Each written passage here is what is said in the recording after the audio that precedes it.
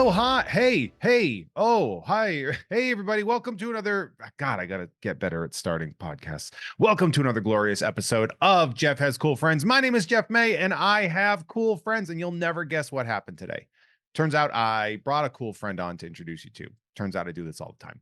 Joining me on this episode, I am super excited to bring this guy on. He is an incredible author, incredible artist with an incredible campaign going on that I'm very excited about. Just such an amazing list of credits that we're going through here, and just such a good dude. Let's give it up, ladies and gentlemen. Give it up for Bob Fingerman.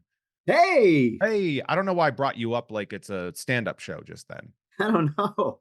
I should change my backdrop to a brick wall with some egg dripping off it. Yeah, and some chicken wire in front of you. So Yeah, a little bit. Yeah, real like an classic old honky tonk. ministry show.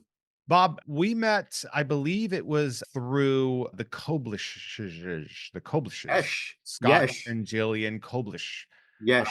We were Scott Koblish. at an event, just like shooting this together, me and you, just like having a talk, like, oh, we like each other, we get along very well. And then I think you gave me your car, you gave me something where it was like the drawing of you by you.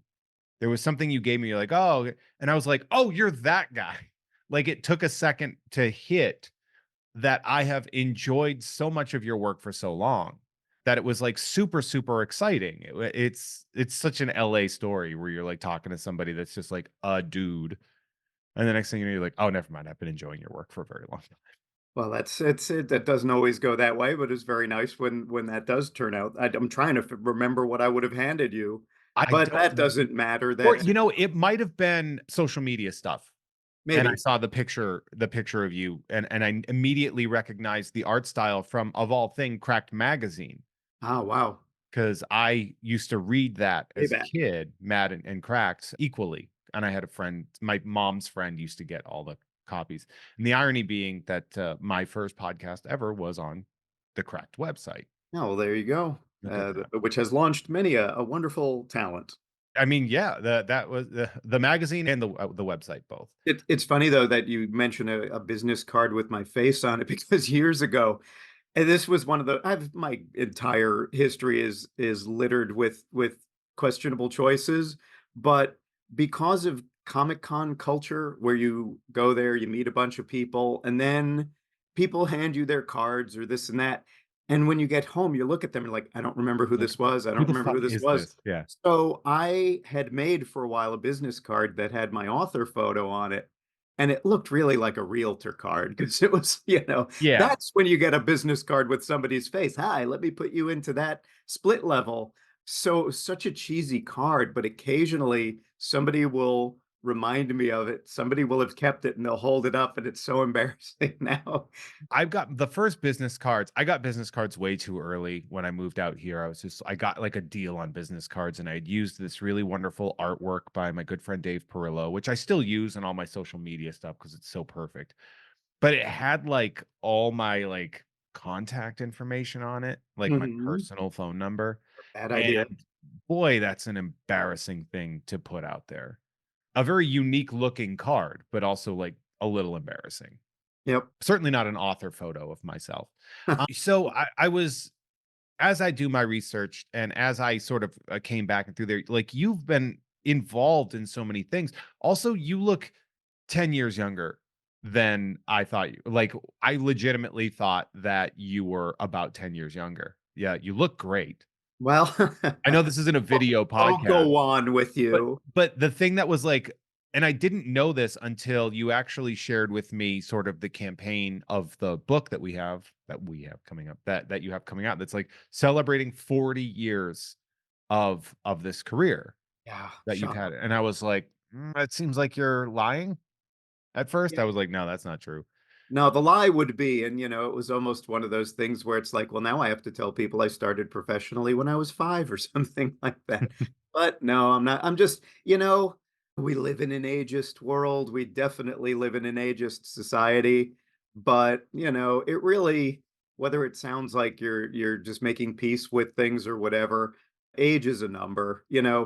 This is 40 years is a significant number, but I don't the other thing is I don't think age now doesn't equate with the way previous generations hit certain milestones. Oh, of course not. No. Like you look at older movies and, you know, you see these actors in it and think, God, how old is that person you look? And it's like, Jesus, they're 15 years younger than me. Everybody looked like a, you know, old shoe leather in those You days. know what? I watched a thing about that. I actually watched a video about why people in the past looked older, and there are Mm, obvious reasons, which is sure. stuff like, skincare and Yeah. sunblock and knowledge of so that, we're not, like, covering ourselves in baby oil and baking our skin.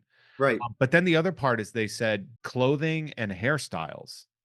Like, if you were to take and I've seen it before on social media go around where, like, if you gave, like, a B. Arthur from the Golden Girls a modern hairstyle, Mhm. she would look much more her age that we think of as opposed to, like, the kind of floofy white hair, Yeah. old No, lady haircut that you could think of. yeah, there's so many things. Diet. Oh, yeah. Everybody was smoking cigarettes and drinking, you know, cocktails all day long, and Yeah. that all that stuff puts some miles on you. But even there, even when you're not talking, yeah, celebrities and movies, just when you see old time photos and it's like, oh, this is my grandmother. How recent is this photo? Oh no, that's her when she was 19. And you just say, "Ugh." Like, and I don't you believe had a that for a you had a second. hard life. Yeah. I will say this though, like, so you have a career 40 years in, you have the book coming out called That's Some Business You're In, I believe is the name of it. Yep. Yeah, that What I've learned in doing my research, because I'm a professional, your first real public or your foray into art as a career is actually while you're a student. So you were still a teenager when you got your first illustrating gigs. yeah, I mean, not including there's a term that one of my all-time favorite cartoonists coined for a cartoon he did, Kleban, who's most famous for the cats, the cat drawings, but he did a cartoon called Nephew Art, which was this great, great piece showing, you know, a really amateurish piece of art on the side of a, or it wasn't on the side of a van, but it was, so I was guilty of nephew art, you know, starting when I was like Of probably 12 or 13. So course. technically I got paid for those jobs from my uncle doing art for his flute store. So, you No know, notes. Yeah. somewhere out there, there's probably still some faded tote bags that say keep on fluting and super flute and things like that. Yeah. But yeah, actual professional work started when I was 19. That Um, is incredible. Like, that is obviously, like, not a lot of people get that. yeah, and you know, and Yours. I also don't make any I make no claims of being any kind of prodigy or anything, but you know, I worked hard and you know, looking at the work of others who were, say, classmates of mine, I think probably I was, you know, maybe at a little more advanced level. I guess that's a prudent way of putting it. I mean, that's why you have a 40-year career at Yeah, this. and that's why I got I mean, the other thing that's part of that starting the career was it was starting with Harvey Kurtzman, who, you know, famously created Mad, among other things. So that was a pretty nice way to start a career. Yeah. So the so here's the story that I have, and feel free to correct any of that information. So you were going to the New York SVA, Mhm. and you took a class with Kurtzman because you just wanted to, Yeah. and it was single panel comics, so not Yes. comic strips. It was a single panel family circus ass style, and I'm only using that because family circus is so ubiquitous, but New Yorker style art, whatever you want to Right. say. Exactly. And then he saw your work and was like, I got work for you. Well, yes and no. I didn't know he was teaching gag panels. I just saw Kurtzman was teaching there, and you know, I worshipped at the altar of Mad and some of his other work, Little Annie Fanny, among other things. You know, the probably no longer okay to like, but it was you know pretty brilliant actually. But yeah, he was I thought of him exclusively as a sequential guy. Like, here's a guy who I'm gonna learn all about the best ways of setting up gags as a story, not setting up an individual drawing and a punchline, but you know, building towards the joke and all that kind of thing. And that's not what he was teaching. So when I found out he was teaching gag cartoons, I was actually very disappointed. And I I let that disappointment show by not being a great student. You know, I kinda phoned it in, as it were, but the reason I got plucked as the only student to work in this book he was putting together was because Harvey was basically putting his nose where it wasn't supposed to be. I left the room and he started going through my sketchbook, which was just my work, personal work, Mhm. and he was going through it and pulled me out of the class and basically said, "I didn't know you could draw," which was a bracing comment A from hell of a him. thing to hear at the School of Visual Arts. Yeah, I mean, he was exaggerating, but he could tell that I was just not excited about his class. And I said to him, "Are we laying our cards on the table?" And he said, "Yes." And I said, I don't get what you're doing here, Harvey." It's like, I don't understand why you're teaching gag cartoons. And, I mean, basically in those days, Wait, what did he say to that? well, in those days, you know, comics there were only a couple of cartooning instructors at the time. Now I think there is a whole department of them, but back in we're talking 1980, it was him and Will Eisner, who I Can't also miss. took, Yeah. and Art Spiegelman too, but I didn't get to take him. I wanted to. I signed up for his class, and this is speculation on my part, but he went on sabbatical, and I would guess it was to work on On Mouse. Mouse, yeah. I was gonna say Just with the that's like timing. about 2 years before Mouse Yeah. is starting to get published, right? So, he had to go do his, cute little book about the Holocaust instead Yeah. of teach me. His He priorities he were had to go win a Pulitzer. yeah, like that's more important than teaching the children. Yeah. What about the future? Yeah, I know. Yeah, so, that was actually very disappointing because I had a friend who took his class and that class sounded amazing. That those 3 like, I'm it's kind of an insane thing to hear though, is you're just being like, "Well, there were 3. Harvey Kurtzman, Yeah. basically the creator of Mad Magazine, Yeah. Will Eisner, the creator of the graphic novel, Yep. and Art Spiegelman, the creator of the most revered piece of comic book literature that's ever been made." Yeah, exactly. And Those are also your 3 options are yeah. 3 of the most legendary cartoonists who have ever lived. Yeah. Yeah, and Spiegelman also is the guy who really made them cool. Yeah, Because Raw, that's when he was doing Raw magazine, and Raw was cool. Like, if you were in Raw, you were one of the cool artists that art directors would sit up and take notice, that kind of yeah. thing. So, yeah, but the reason to go back to the why is Harvey teaching gags is honestly, I think, and again, speculation, I'm pretty sure I'm right, is Eisner was teaching sequential. They didn't need, as they thought, 2 people teaching sequential. It's like, well, we've got that covered. Because really, the cartooning major was not that many kids really at that point. Yeah. Now there's a lot. It's become a whole other thing, and it's more respectable. But It's also hard to fight for that job over the guy who wrote comics and sequential art.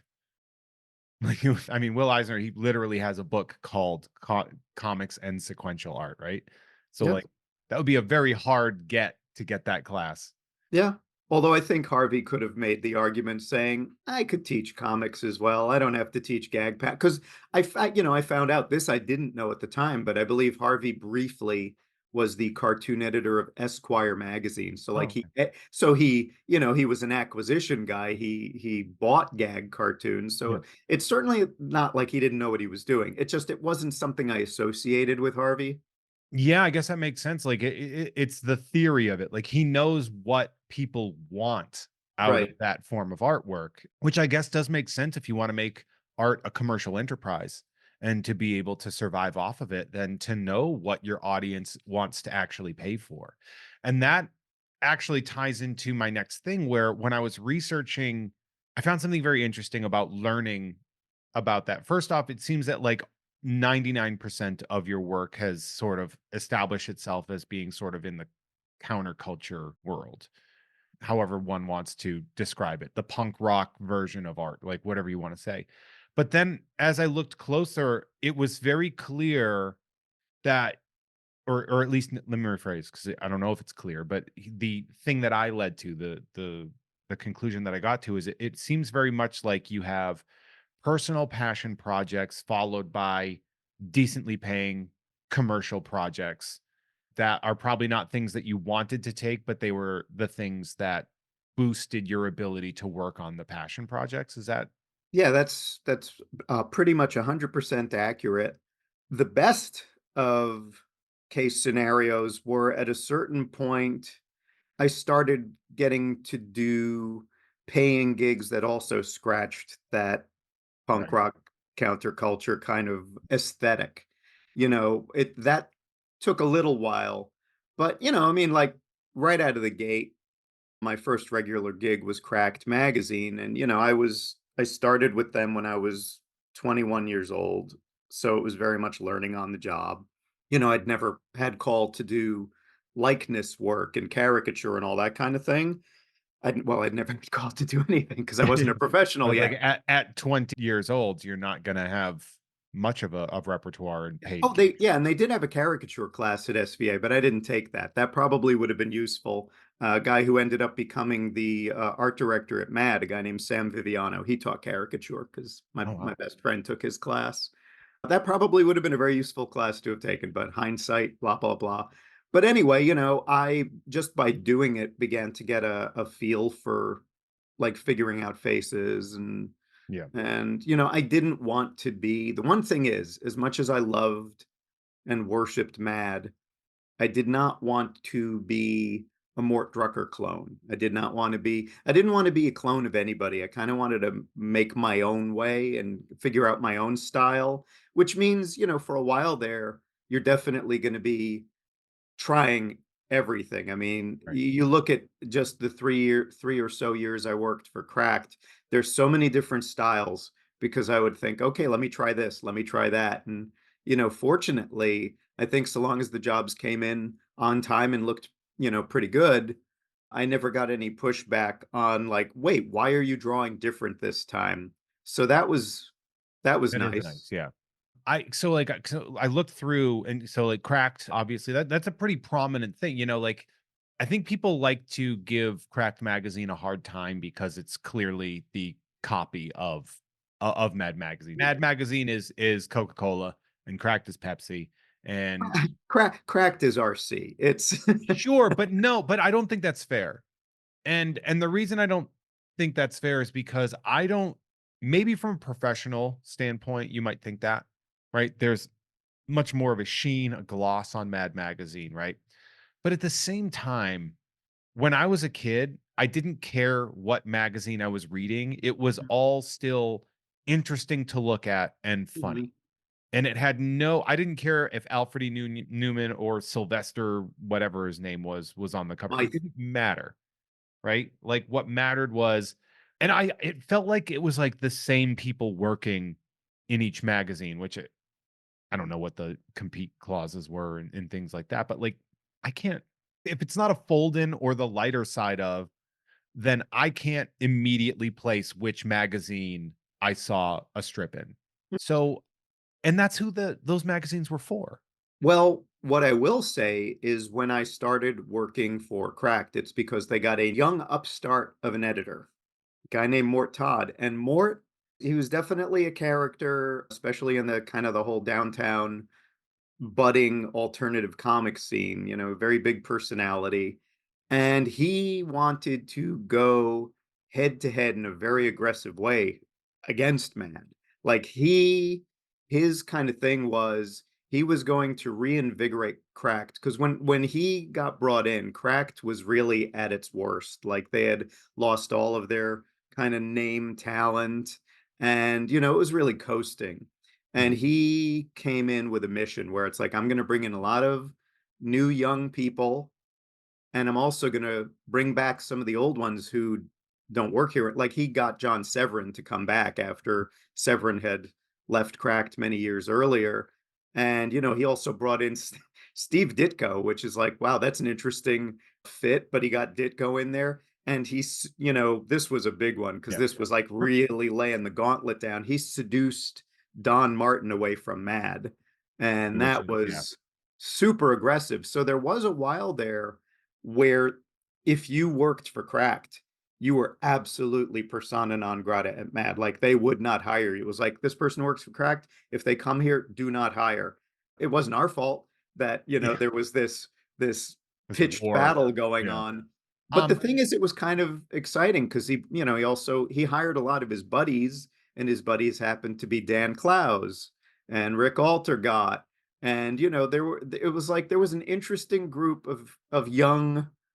punks working for Cracked. So for those of you that are listening, that you're hearing us say names, and those names might be a little bit weird to hear. Steve Ditko, if you're not familiar, co-creator of Spider-Man, famously sort of did not was not a fan of Stan Lee for some very obvious reasons that I have discussed on many things. When we talk about Don Martin, if you think of somebody just like if somebody mentions Mad Magazine, like if a cartoon mentions Mad Magazine and then they cut to an animation, it's usually something in the style of Don Martin. Yeah. Like that, like kind of like, bulbous nose and, big round chin kind of stuff, real fun. And then Daniel Clowes is just one of the independent comic darlings. Actually, it's funny, Dana Gould has an original piece of Daniel Clowes art in his bathroom. Oh, you have plenty. Yeah, yeah. So Bob is pointing behind him. He also has some. It's in his bathroom, which I think is fascinating. But I read it. It's like a Halloween thing, and I read it every single time I am ever in that restroom. I just I sit there and I I I al- stare at that page. I already have to know what story that is. Is it a kid with like a weird mask? It's a Halloween one. Yeah, Yeah. Yeah.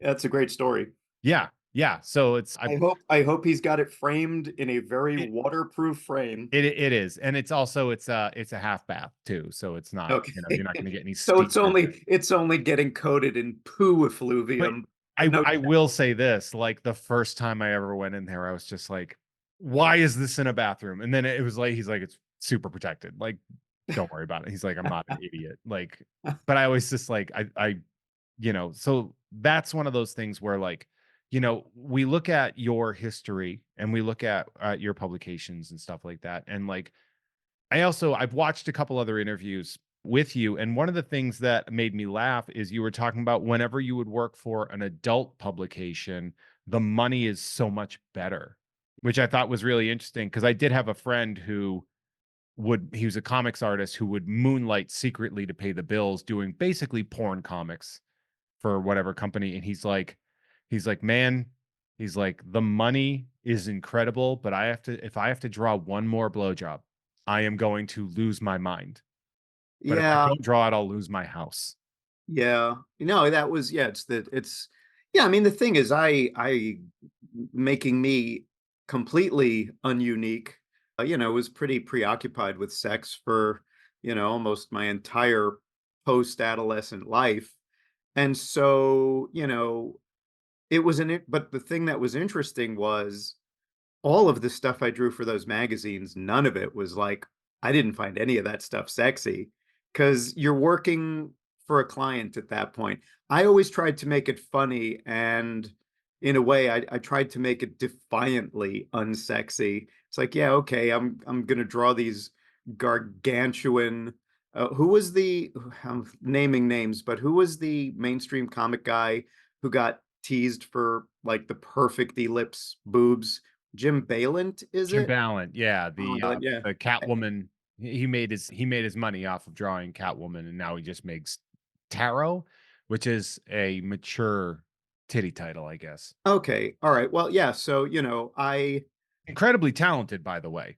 my Just girl, my no, my girlfriend Val, she's always just like, well, you sure like those big floppy udders. That's one of her running gags with me. But, for those magazines, that was the era of the super inflated silicone pinup type models. So, I'd get out my ellipse template and just, draw these giant elliptical boobs. So basically what I'm saying is the stuff that I was doing, none of it was my own personal aesthetic. It's like, well, I'm just going to lean into kind of this commercial aesthetic, but then I'm going to make it as stupid and over the top and grotesque to kind of keep some of that, to use your phrase, punk rock, where it was like, yeah, I'm doing this stuff. And the editors I'm doing it for, they don't care. If anything, their thing was these are the pages where our readers take a break from jacking off to read a couple of pages, maybe get a chuckle, then go back to their business at hand, literally, you know. Oh, So, wow. and I was a necessary part of these magazines because I provided the minimal amount of editorial content they had in order to be legally displayable at a newsstand as opposed to a just pornography Yeah, store. yeah, something that you have to hide behind a black bag or something like that, yeah. Yeah, I yes. I I made them respectable. Yeah, of course, and it is funny, it's in a way, it's sort of like when Shakespeare would put, like, a comedic scene in the middle of a terrible tragedy. It's like, you're like, "Well, I'm gonna put comedy in the middle of this JO material," and I really hope people are enjoying it. Yeah, You have worked for Penthouse? offshoot. I Uh, never got into it's always this thing of like always a bridesmaid, never a bride. You know, I wanted to be in Penthouse proper, but I worked for an offshoot, two actually several offshoots. I did stuff for I was brought in to do stuff for Penthouse Hot Talk, which was a short-lived spin-off magazine that was a little like saucier and a little more kind of over the top, a little more humor content to that one. And I also did stuff for Penthouse Letters. you'll never believe what happened to me. Exactly. Who would have thought being a pizza boy would be exactly like it is in the movies? And one other one, oh, Penthouse Forum. So Those all of the side so you did, like, everything they were putting out, you were like, "I'm gonna work my way up to the main thing there." yeah, Like, you were exactly. like the So like mini bosses to get yeah, you right up there. I never got to the gooch. They still make that magazine? We gotta get you in there still. Yeah, I don't think they do. I don't know. I don't know. It seems like something like magazines used to be a real big deal, and now they just try to give them away to you on the internet if you fill out a survey. Yeah, it's so weird. I was at a Barnes& and Noble not that long ago, the one at the Glendale, is it Galleria or Americana, whichever, but there's a giant Barnes& and Noble there, and on the first floor, there's still, a magazine section, and it's huge, Yep. and it's just like, "Wait, people are still buying magazines?" They are. What I've noticed is a lot of them are quarterly publications for specialty Hmm. things. So it's Got a always lot of like gun magazines. Yarn Quarterly, and you're like, see what's going on in the world of yarn. They had a whole rack that were just gun magazines. I found that disheartening, but that's neither here nor there. What country do you think you're living in at this point in time, right? So, but that is funny, like to think about like magazines and just how they used to be such a big deal. And then, because that's, I mean, really, like that's where I think a lot of your sort of more well-known prestige came in, would be working on things like National Lampoon but again, these are what you said once, but that's still more than most people ever have. Same thing Mhm. with like High Times, right? I You've was done a stuff with. regular. I was a regular in that. Okay, so And I again, we're talking counterculture, but the top level of that counterculture, which I think is really interesting. I might have been their only contributor who has, to this day, never used pot ever. Now, I've never smoked weed before, but I do take an edible to go to sleep every night, and it's very relaxing. You maybe after the show, you can recommend something to me. I was 39 when I had my first edible to put Mhm. me down, and now I'm like, "Ooh, I would be remiss trying to fall asleep when I don't have that," which that probably is also an issue, right?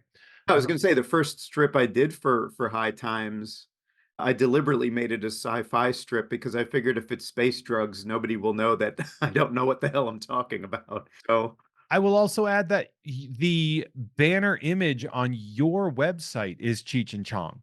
So like clearly that's something, you've got Cheech and Chong smoking like a giant joint with a bunch of people in the background of all various. Interestingly, I noticed that it was like everyone was like a different ethnicity in that background, which I thought was interesting. But they were all smoking weed, which I thought was really cool.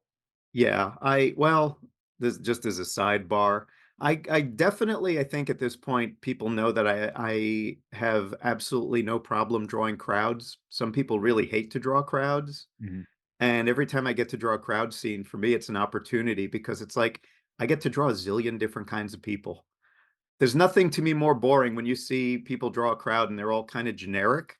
Why would you do that? You've been given this kind of great opportunity to draw, maybe 50 or 100 different people, each of whom has a personality. That's fun.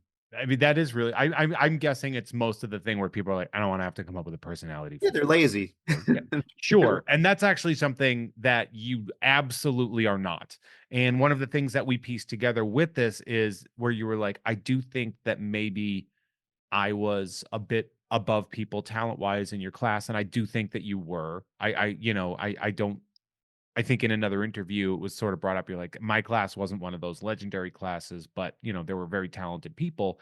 But I think the other talent that is sort of lost in the arts or that people don't really acknowledge as a part of it is the sort of willingness to be a go-getter and to put in the work and the effort. And I don't think a lot of people like it seems like it's magic for some people view art as magic and like, oh, you have this talent that's so magical, as opposed to like, oh, you are willing to work so hard and you're willing to put so much more effort into everything you do. That's the magic. The magic is that elbow grease, which I think is really interesting. Yeah, even the people who it seems effortless, they had to get to that stage. You Yeah. gotta you Yeah. gotta you gotta burn some shoe leather to get to that. Yeah, I know we mentioned talking about 50 different people, and while I don't want to talk about 50 people, I would like you to know that I do have a couple people I do want to talk about. Because I don't know if you know this, Bob, but I have a Patreon. It's at patreon.com/Jeff May. And I have people that produce this show. They give me a little bit of money every month, and then I give them a little bit of time on the show to say their name. And we're going to talk about those names. We're going to say them. We can talk about them if we want. So I'm going to just give a quick little shout out, and we're going to say shout out, of course, to the To Be Terror Bunny says the strike may be over, but egg Bob Iger anyway, cause fuck him. You ever work for Disney? Yeah. So nope, don't do anything to Bob Iger on this one specific episode. What'd you do for Disney? I used to work for their magazine Disney Adventures way back. Oh, oh, I remember your work from the grocery store. There you You'd go. see it Yep. in the I did. impulse aisle of that next to Little Mhm. Archie's. That's You've right. also worked and you've worked for Archie Comics as well. That is true. You spent a year on the Ninja Turtles, right?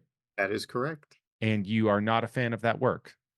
I again, one of the things about doing a book looking back at my whole career is trying to look at some of the work with kinder eyes than I have in the past. Mhm. There's and I look at it and I think I did a good job. I don't necessarily think I was exactly the right artist for Teenage Mutant Ninja Turtles, especially at that point in my career. But I don't look at it and think, wow, this is awful. I do bear the distinction of being the most hated artist by somebody who does.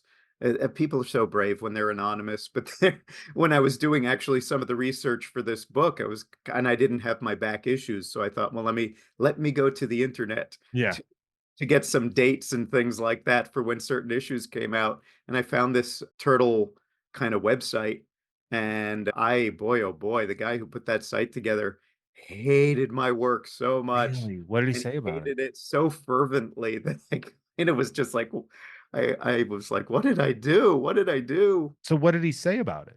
Oh, he just found it awful. He was just like, "Bob Fingerman is like the worst thing that ever happened to the turtle." I don't think that's true, That's not but fair. I will say that the Turtles, both as an independent comic and in Archie, they oftentimes did seek out unique artists to yeah, work well, on stuff. Like I think of Jim Lawson as a really great example of that, where like if you were to look at the artwork by Jim Lawson and then compare it to the cartoons, for example, it's so night and day. It's so like jarringly different.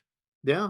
Well, that's the thing also, just with briefly on my run on Turtles, I was working for the Archie version of it and not the Mirage version. Yeah. And the truth is, and this might sound like either making excuses or splitting hairs, I think if I had worked for the Mirage one, my work would have looked different because I would have felt a little freer to be a little more, Yeah, yeah, no, I mean, they had Richard Corbin do 3 issues of weird space stuff, like that yeah, in a way, Turtles was a bit like Heavy Metal at that point in time, which we'll talk about because that is I'm fascinated by one of your Heavy Metal pieces. Shout out to Bart Fardigan. Shout out to Dan Adamski, world's humblest man. Shout out to Norm from Cheers. Norm. Shout out to Dan Hackroyd. Shout out to the Enchanted Wandering Unpierced Left Nipple Cider reserved at room temperature. Somebody paid me to say that. wow. And I did it because I am a whore. Because this is my porno comics, right? No, I'm just kidding. I love doing this actually. I really enjoy some of the conversations we have. For example, mashed potatoes are the brioche buns of side dishes. That's a producer. So that's a reference to my It's a hot. relative tolerance, but not preference for both mashed potatoes and brioche buns. Not a fan. You're a mashed potato guy, right? I do like mashed I potatoes, think everybody does. Yeah, I just think they're overrated. but they're a contextual side dish. Yeah, you're right. For me, it's always just like, what's mashed potatoes doing that stuffing can't do better in my head? Well, I agree with that. Yeah, yeah, I'm just like, so with Thanksgiving, why would I bother going for all the mashed potatoes when I can just have more stuffing? Yeah, no, if that's an either or, that's not even a contest. Yeah. I mean, to be fair, this is based off of a conversation about Thanksgiving, which means, hey man, update your name. Send me that message on Patreon. We'll update the name. And brioche buns, I just find to be a nonsensical form of bread for No, those hamburgers. are nasty. And I do not know why people think they are good. No, they're too sweet. It's a dessert bread. Exactly. Brioche is, for me, it only has one use. It's making French toast. Everything else, no thanks. Thank you. Thank you. Okay. All right. Finally, somebody doesn't think I'm an absolute psychopath when I say that. Shout out to, I'm going to start calling Yoda Old Grogu just to see what happens. Shout out to the ghost of Dave Thomas. Shout out to that scene in Lost City where Brad Pitt dies. I've not seen that movie, but I do know that Brad Pitt dies in it, Spoiler alert. thanks to this patron. Shout out to Aldo Vargas, is a couple months behind on his podcast, but he'll hear this eventually. Come on, Aldo, catch up. Shout out to Carson. Shout out to Carson. Shout out to Mr. Billy Beck. Shout out to Normal Man, Andrew McGuire. Shout out to check out this month's Nerd with Dre and Jeff. We're going to be covering another wonderful, terrible video game adaptation film with a couple of guests. Shout out to Watch Me Use These Prehensile Nipples to pick up pennies off the floor. Shout out to the Oatmeal Savage and Call Me Sean or whatever. Those are our producers for this episode. If you want to be a producer, head on over to patreon.com/Jeff May, and I will do that. You can produce this, you can produce Nerd, you can produce both. You can get all sorts of stuff in the mail. It's a lot of fun. If you're listening to this for free, though, thanks anyway. We really appreciate you. You're really nice. Thank you. Bob. I'll thank them too. Yes, thank you. Oh, that's not what I was just leading to part of the But conversation. Yes, Bob, you do thank them. I should join in and be polite. Politeness is contagious. It is, you know what's funny? I went for a run yesterday and I've been running without headphones. Is a thing my therapist suggested. Don't want to brag, but my brain is broken. And so I talked to someone about it. And they were like, try to run without your headphones to see where your mind takes you as you're experiencing nature instead of just always being online in some form or another. And I found myself yesterday running and just like saying hello and like wishing everybody a great day every time I ran past them. And like everybody liked it. Like nobody was mean. And I was like, oh, I think I should do this more. Yeah. Like that felt really good. And You then were I felt good about you it, were engaging with the world instead of shutting it off. which is such an easy thing to do in the modern age.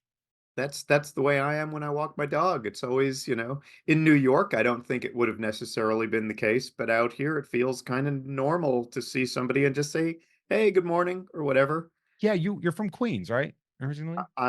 Yes, I grew up in Queens and spent the bulk of my adult life in Manhattan. Did you move out here for Mad Magazine?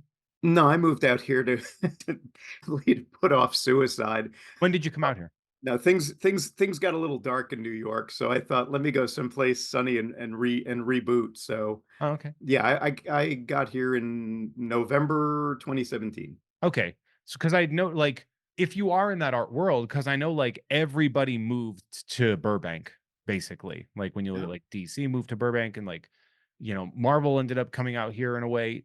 So, in that regard, like, I guess if you're an artist, like, a lot of your friends may have relocated here too, which would make New York seem even darker. No? No, I was kind of hoping that I would be the tip of the spear and not so much. But Really?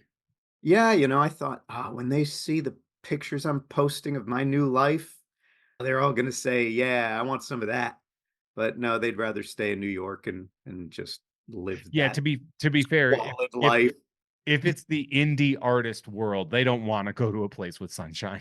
Yeah, Maybe I that's don't. why you live like maybe that's why you look so young because you're just like, I have been staying inside and I have been drawing for the past 50 years. There is something to be said for, yes, kind of scurrying away from the sun. But, yeah, no, I just California was beckoning even before I moved out here. So, You you've published some very, very well-received comics, which I find very interesting because of all of the stuff that I have sort of I've been this is the world that I'm in. Obviously, we met at a comic book adjacent party. You know, mhm. we've been probably in a lot of the same places and a lot of the same times.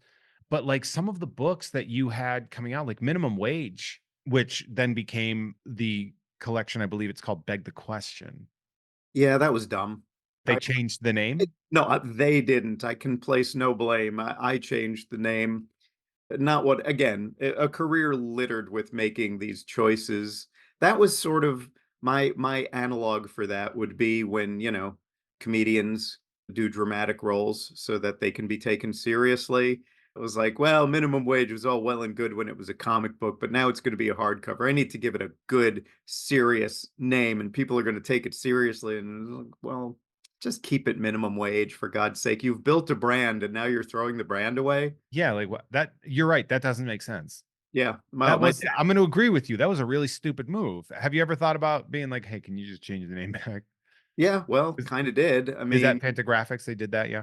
Pantograph and, the thing is, it's not like it suddenly plummeted, actually, the book did fairly well, but, Nominated for 2 Eisners, yeah, yeah. which for those of you that do not know what the Eisners are, go back and listen to the TJ Shevlin episode. He was an Eisner judge last year, so you'll get all the information you need about that. And an Ignatz Award, right? No, I've never won an Ignatz. No, but you were nominated. Was I? You sure were. At least Beg the Question was nominated for an Ignatz Award. I believe it. That's insane to me that you're just like, maybe I did. Oh, well, I don't define myself by awards, it's all so superficial, yeah, I'd like to win, actually. I'd like to win an award. Who wouldn't want to win that? I did win one pretty prestigious award, though, so I can't complain. And what was that? You'd think I would remember what it was called. Well, if it was prestigious, I feel like you maybe It was it was the Society of Illustrators. The first year, literally the first year, the Society of Illustrators in New York, which is an old, venerable organization, the first year that they opened up their doors to sequential art, because comics were always considered to be less than at the Society of Illustrators. But the first year they opened their doors, I did win a silver for Beg the Question. So there you go. I mean, can't get mad at that, can you? No. Too bad Minimum Wage didn't win. Yeah, Just Beg the exactly. Question instead. That was when my dad saw Beg the Question, he just said, "The hell is that? Why'd you change the name?" Because your dad was an aspiring author, right? Yeah, well, he had been, but he had already given that up before I was even born. But I think, it certainly lived in his head. I will say my dad always looked at what I did. I mean, the title of the book, "That's Some Business You're In," is I got when I was trying to think what will be a good name for this book. The phrase that came out of my dad's mouth every time I talked to him about my work was, "That's some business you're in." So, but the only time he didn't kind of disdain what I did is when I finally sold a novel. Because Really, novels he yeah. got, and since he had wanted to, potentially be a novelist and didn't finish his book, the fact that I not only finished but sold a novel, that impressed him. And he read it, and Yeah. and he actually and believe me, this meant a lot because he was a man who did not throw compliments around willy-nilly. When he read my novel, he said to me, "You can write." And that was like one of the highlights of my life. Was that Bottom Feeder? Okay, so that was 2006. Is your father still with us? No, no, both my He's not. parents are gone. What where was the manuscript ever around of his attempted book, like the one that he tried? Did he ever Yeah, I launch one? found it I found it after he died, and so I still haven't read it.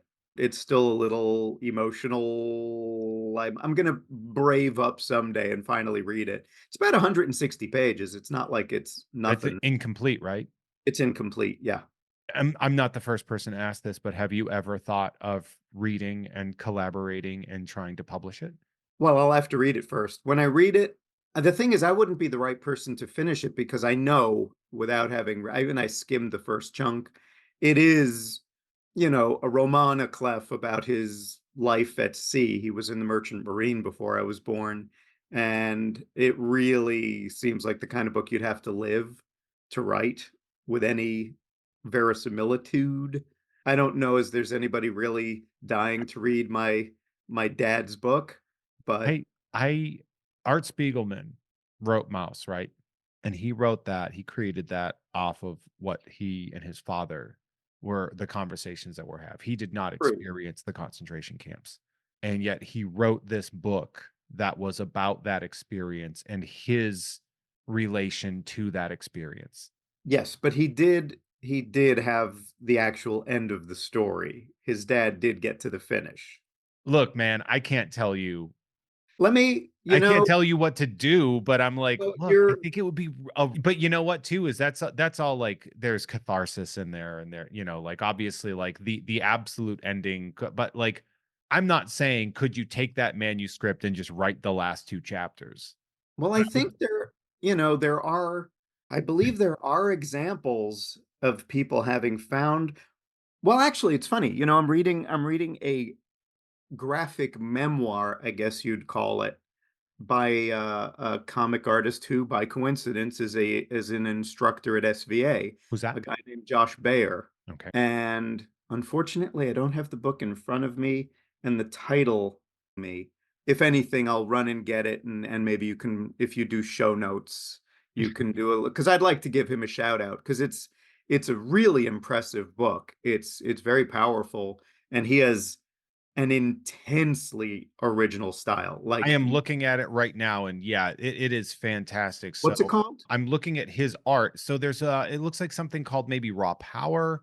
Mm-mm. There's a page that says work and it just shows some of his Well, I'll run out of the room for a second or whatever. yeah, But the reason I mention it is the whole book is predicated on him finding an unfinished autobiographical. Unended. It's called Unended. Is that correct? There you go. Okay. That's it. I found it. It's available for $25 at Josh Bayer, GOSHBAYER .storeenvy.com. Yeah. Support that book. I'm saying I can in a much more full-throated way always endorse somebody else's work more than mine. It's a really powerful book. He has an intensely original style and like his is art I look at. Most people you can kind of see what they were looking at or whatever. I look at his work and I think he came out of the magma entirely unique. But the book is about finding this unfinished autobiographical play that his father wrote. And then the whole book is about him wrestling with all of his feelings about his father and how he was brought up and chunks of the play. So in a way, he kind of, he You did the definitely thing that I'm did like, you should do this. And you're like, I'm reading a book that is absolutely pretty much. So okay, so that's why I won't do it. Josh already okay. did. That's right. He's already I'm done off one of the those. hook. So why I'm would off the you? hook. Yeah. Maybe I'll do mine in 5 years when everything, the heat kind of goes Yeah, off. but I also I don't know. Like again, we're all I'm projecting like my thing of being I would be like nobody owns the concept of finalizing somebody's legacy work or something like that. But at the same time, this stuff does look very interesting and fascinating. And if this was a podcast about him, I would be all about talking more about it because it is fascinating. But this, my friend, is all about you. That's right. Um, Someday, and I have thought about like, should I dust it off and see what I can do with it? Because it would be cool to honor his legacy and to fulfill something he didn't get to fulfill. That one of the sad consequences of being an atheist, not believing in an afterlife, is I can't say, oh, he would be smiling down on me or anything. If anything, my dad would say, leave it alone. Who the hell you think you are? What do you think you're doing? Let the dead remain dead. Yeah, that's fair. You sent me a preview of where you are right now with your book or where you were as a PDF, right? You sent me what is essentially about 120 pages of one of the fascinating things that I noticed is that I have your stuff without realizing I have your stuff. Like I have your cover of Batman and Elmer Fudd. Okay. Like, I saw it and I was just like, "I really like this cover." So I so I bought it.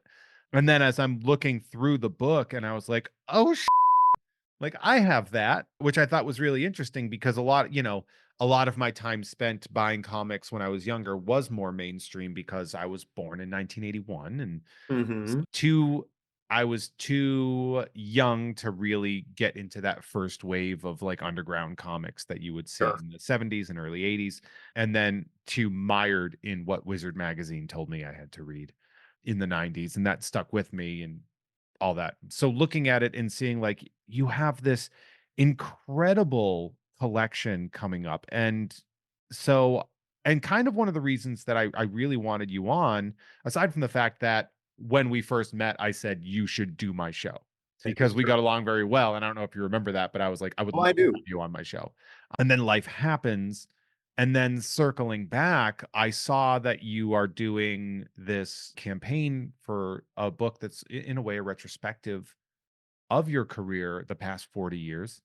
And so I was like, dude, let's talk about it. Let's talk about getting the book out. Let's talk about this campaign.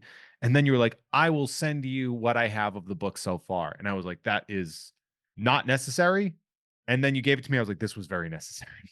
It's incredible.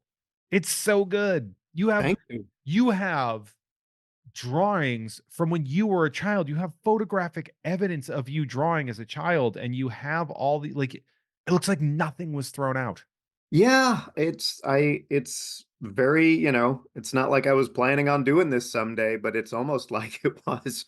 I've been very good about toting around this stuff that goes back to literally, when I pretty much first picked up a crayon because my mom kept a bunch of that stuff. So, when she passed away in 2016 and I was, going through the things in her apartment, I found kind of the box that had drawings going all the way back to, as I refer to myself, my larval years.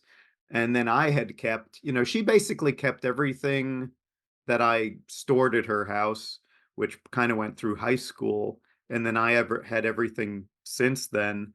So yeah, with the exception of art that I have sold or given away over the years, it's a pretty complete record, which is very helpful right now.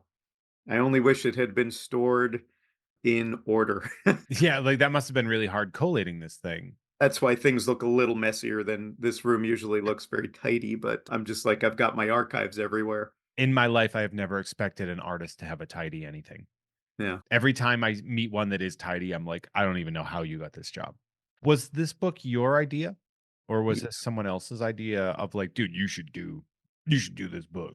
No, it was my idea because part of it was, there's a psychology, and part of it was like I need to embrace that I've reached a certain point in my life, and it's like, what can I do? I was thinking, what can I do to take some of the edge off certain big number milestones?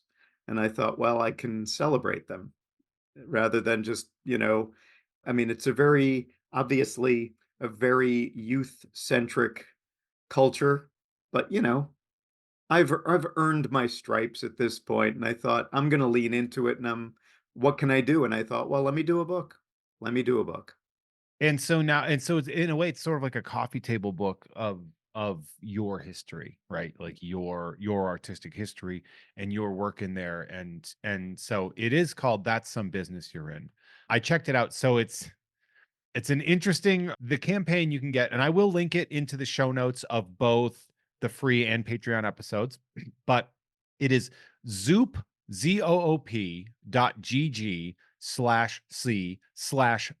Fingerman, the way it's spelled.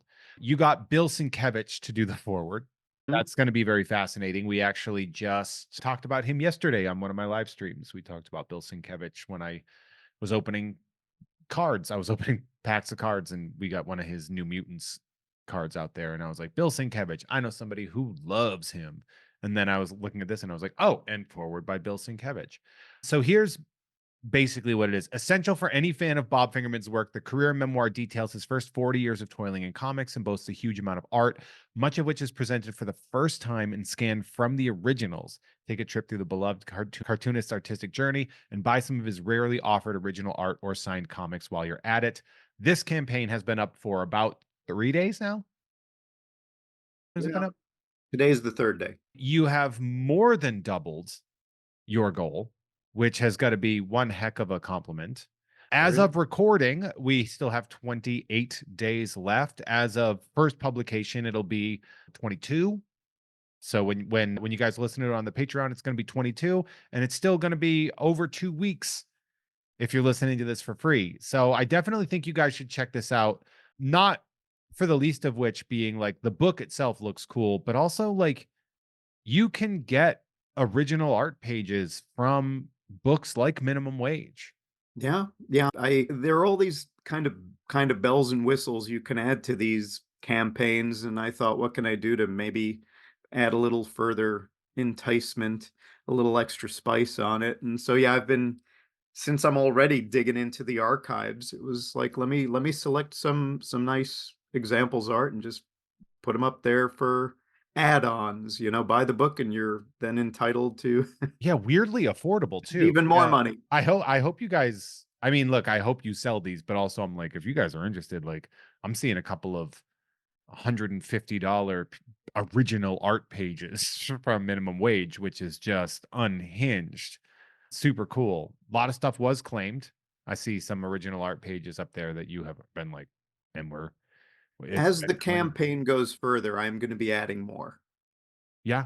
Kinda keep it lively. So, I yeah, I so I I really do love that. So we're looking at this and so it's going to be a hardcover. You said it's going to be roughly 240 pages.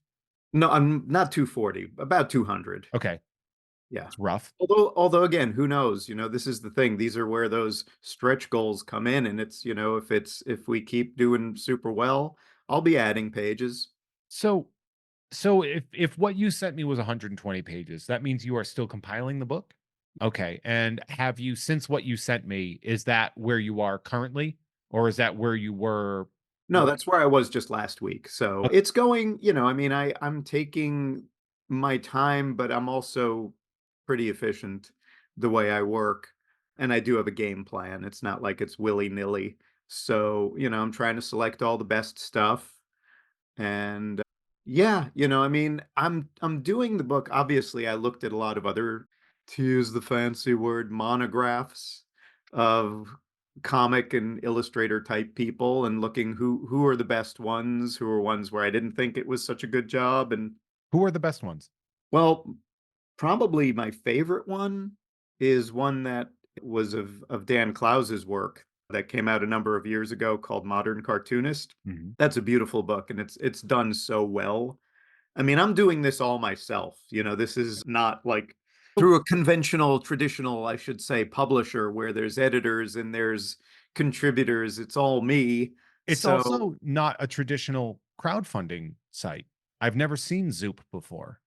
yeah, Zoop is basically an online publishing platform that uses crowdfunding to fund their books, but in other regards is very much a traditional publisher because they're the ones who deal with the like print brokers and distribution and order fulfillment. And this is an important detail for anyone listening that this might pertain to, but they make retailer bundles available. So you know, that's important where it's at the traditional retailer discount. So, Oh man, yeah, look at that. So the book is 50. That's what we're getting for the book. But if you want 5 signed copies, it's a 125? if you're a retailer, Oh, you have to be a retailer. you have to be, otherwise, everybody would be jumping on that and say, hey, I'm going to go in with my buddies and we'll all get it super cheap. No, you have to have your retailer credentials to Man, I gotta to have to do House that. of Secrets get those. Yeah, that would be well, actually, I'm glad you mentioned them because I am trying to do a little bit of the charm offensive and reaching out to people. House of Secrets would be a good one to send a message. Because you're pretty local. That's my local comic shop in Burbank is House of Secrets, and I really like Hmm. the people there.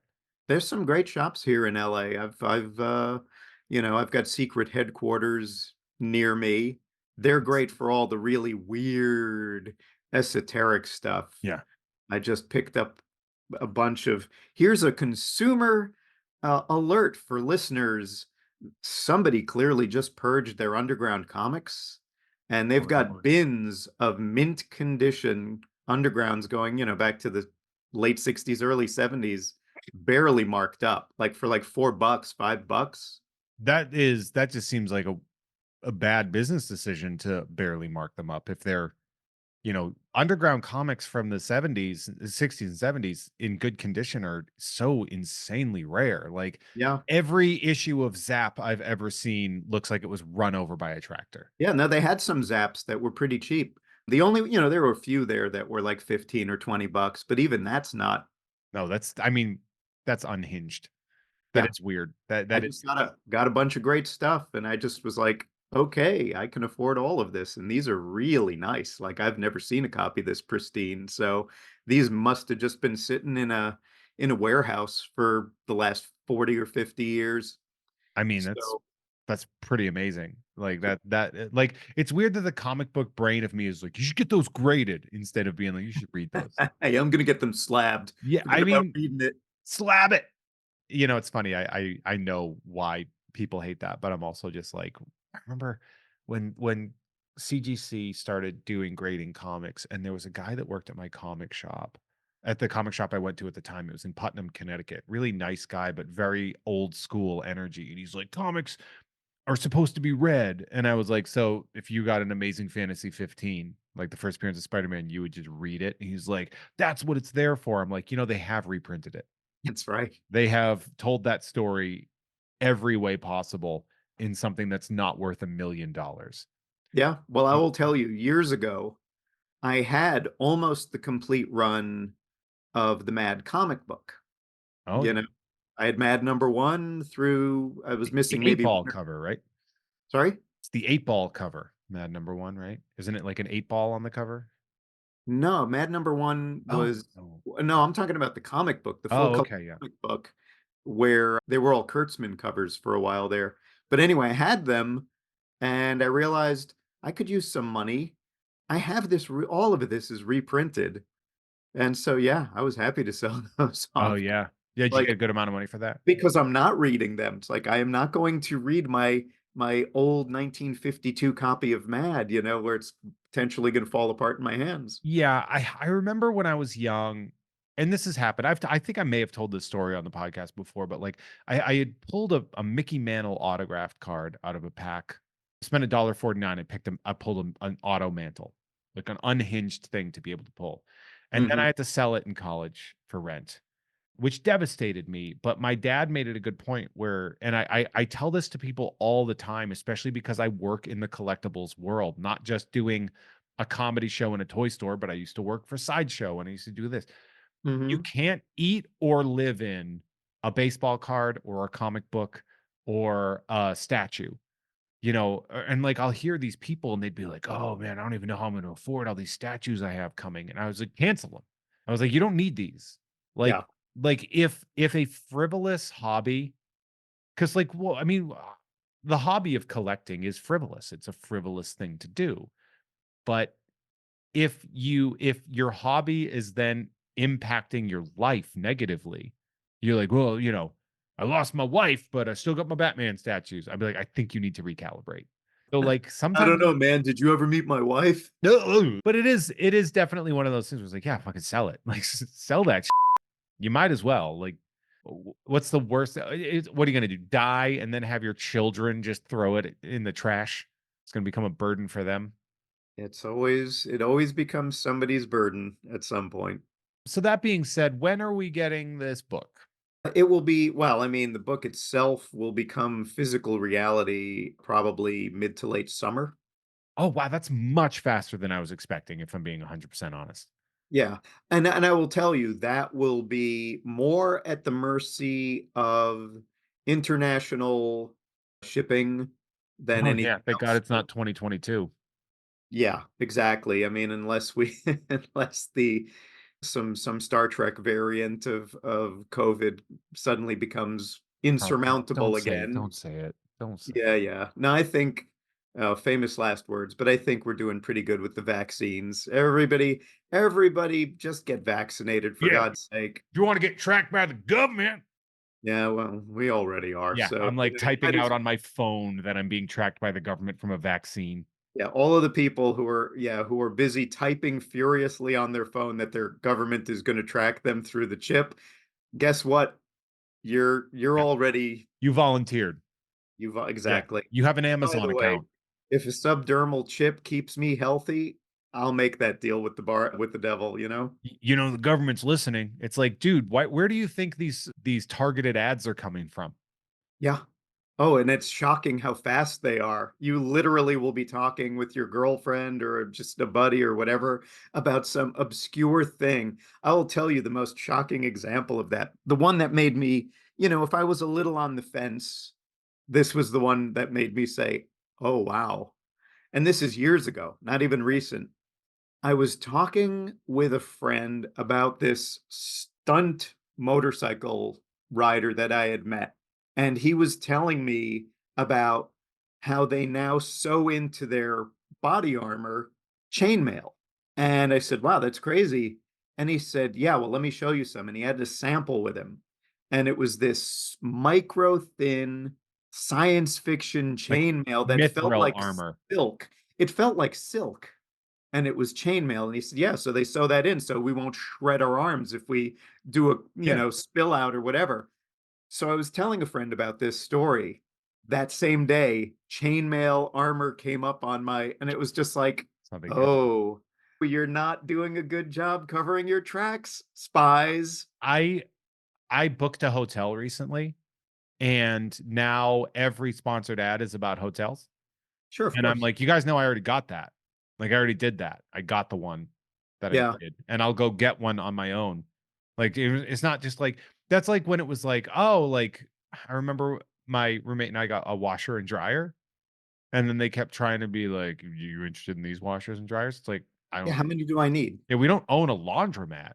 They must have me confused for my late father, my dad in his declining years before, and this is something you have to do with some old folks. Eventually, they have to lose their internet privileges. Oh, My dad was becoming like a tech hoarder because his memory wasn't so good, but he was a bit of a magpie when it came to technology, and it reached a point where he had like 15 laptops and yeah. he had so many towers, and it was just like he doesn't barely even know how to use this stuff anymore.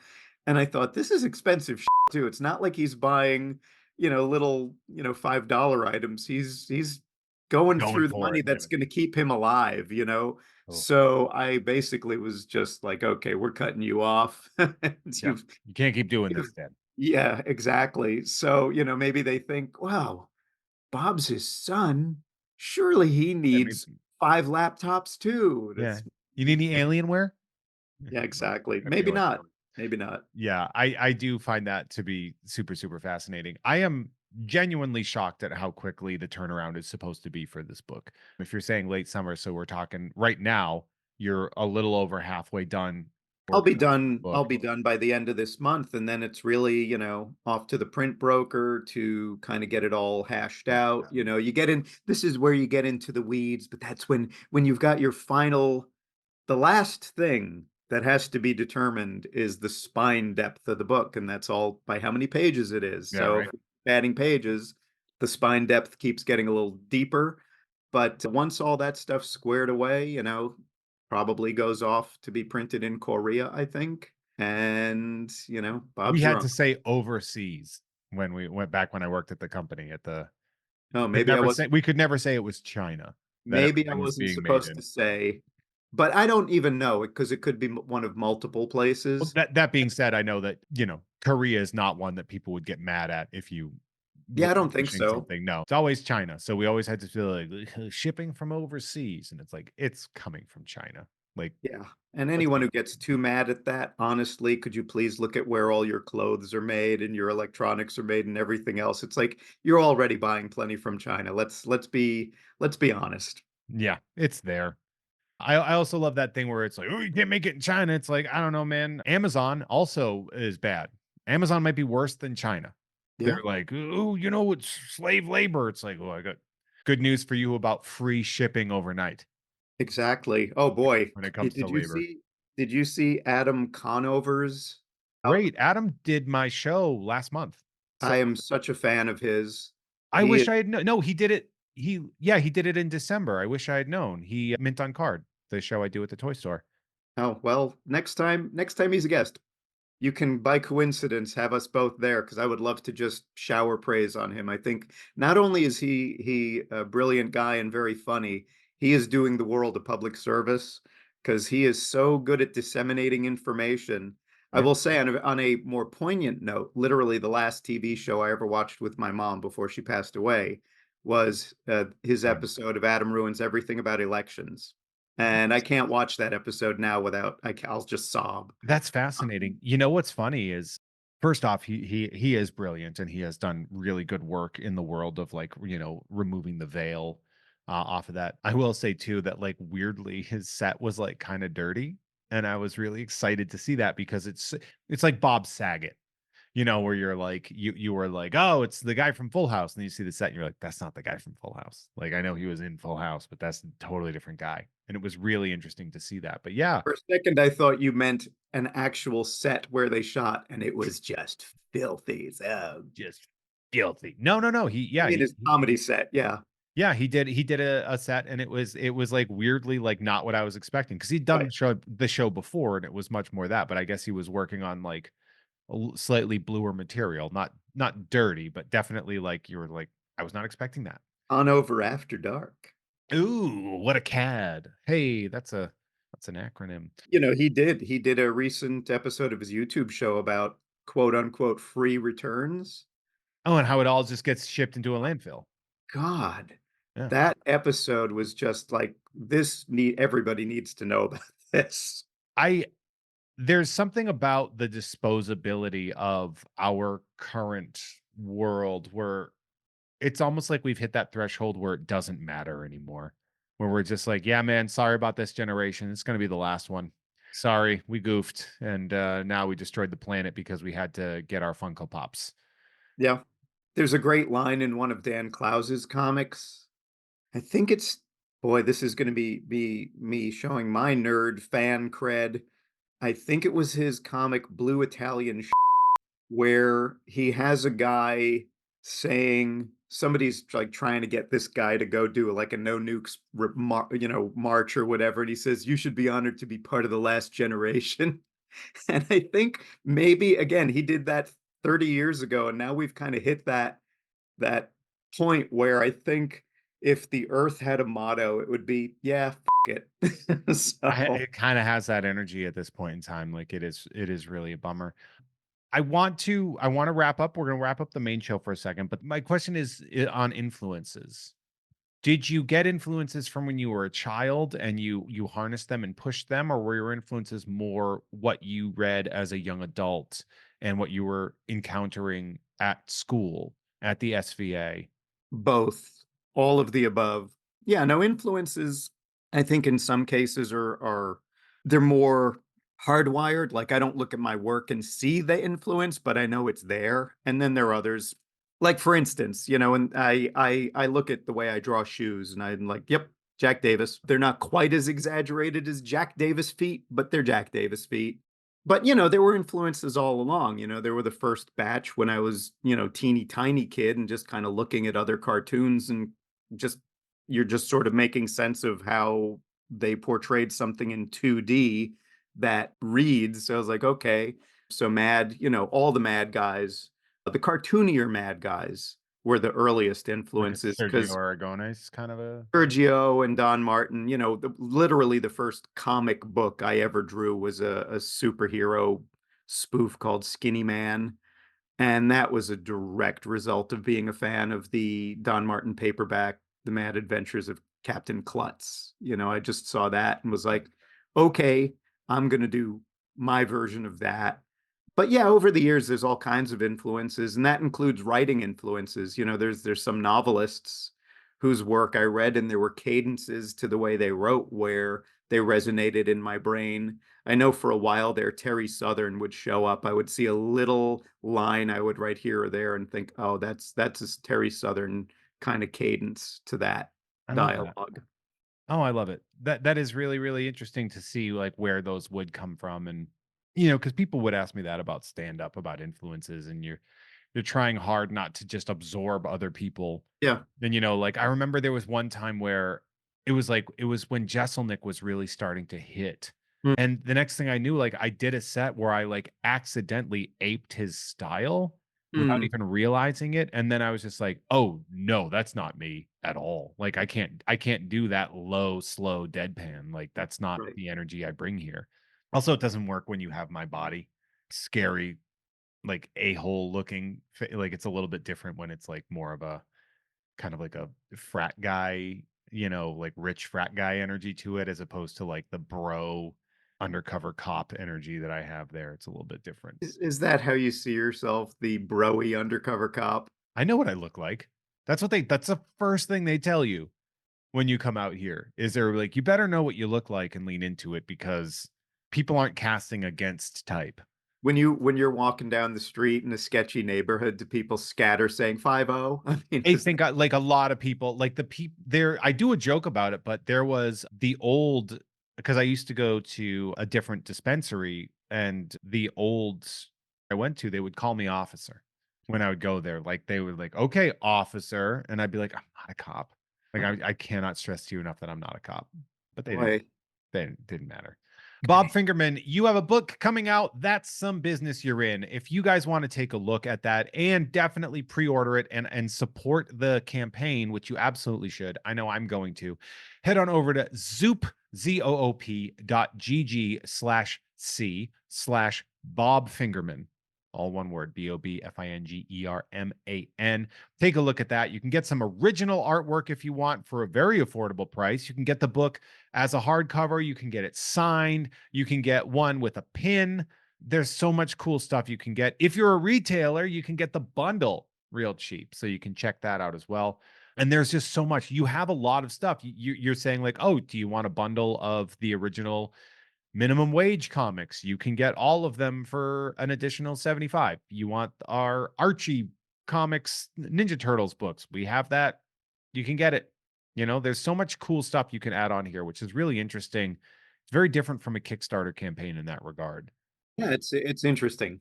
It's cool that you can keep adding stuff too, because that kind of keeps the campaign alive. It's like if people think, well, I looked, the little add-on I wanted, somebody else got it, I'm out.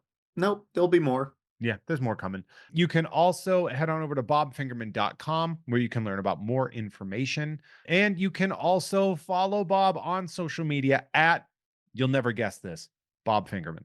Really, really great. You're really fun to follow, because you do post a lot of really fascinating art in your style. I know you did a couple of Motorhead drawings relatively recently, which I found very funny. Yeah, Some just finished a story about Lemmy, so that was Perfect. Great, great, real great counterculture style artwork done in very, very cool ways. I really love seeing that. You are a blast. You've worked, again, all the stuff you've done with riff tracks as well, which we're going to talk more about. And for those of you that are patrons, why don't you stick around, because we've got some Patreon exclusive content. But Bob, did I miss any other plugs? Anything else you want to plug?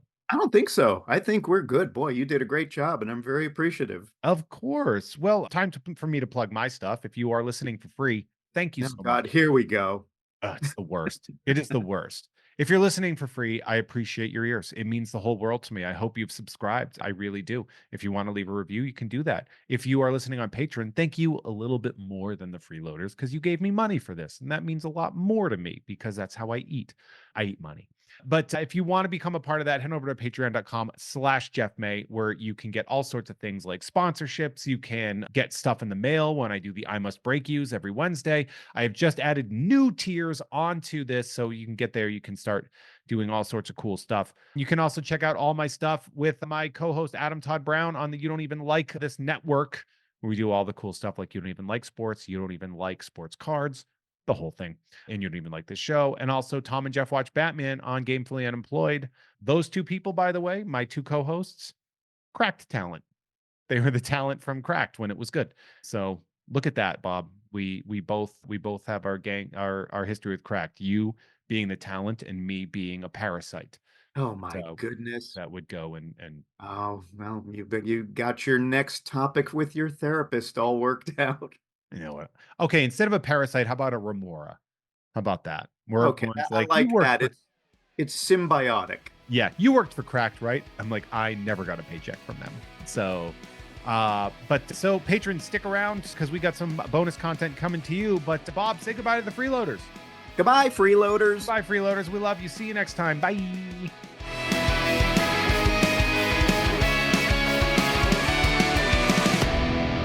Hey everyone, our artwork is created by Justin T. Brown, who can be found at Artness by Justin Brown on Instagram, as well as artnessbyjustinbrown.com. That dope music you heard is by Troy Nababon, available at Troy Nababon on Instagram, as well as at troynababon.com. Nababon is spelled Nababan, and boy, does that shred. Thank you all so much for listening. See you next time.